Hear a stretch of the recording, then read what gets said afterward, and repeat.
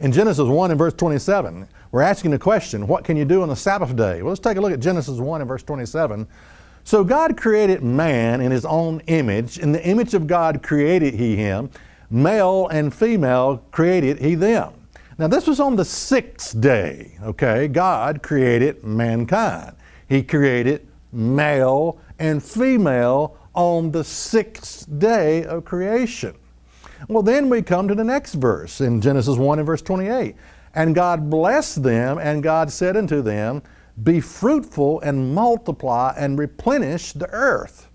Now you know what that's all about, don't you? You know, to be fruitful and to multiply.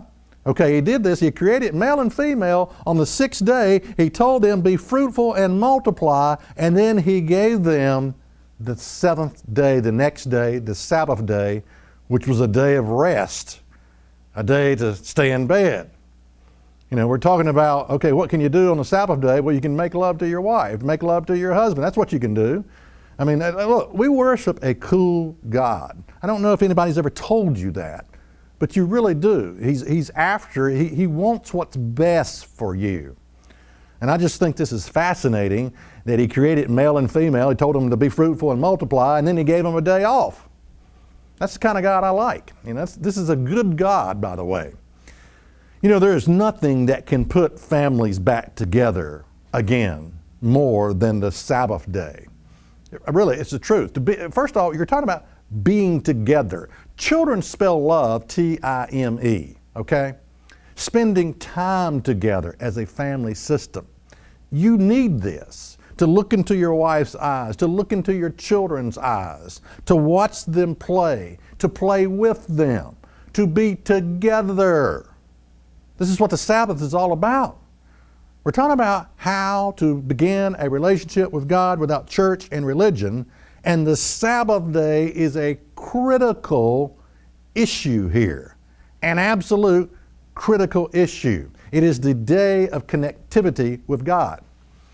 You know, we have the idol of too many things to do is our problem. We've just got too many things to do and not enough time to do it.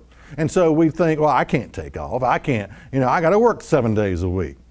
Nonsense, nonsense. You're lying to yourself.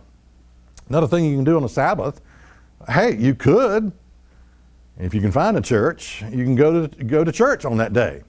Now I know I'm talking about how to begin a relationship with God without church and religion, but the Bible does say, forsake not the assembling of yourselves together. You're not supposed to abandon that support group.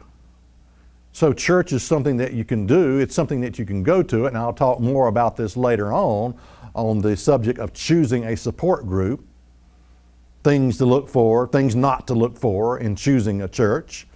But first we got to develop a relationship with God first, and I'm telling you how to do that, how to begin a relationship with God without church and religion.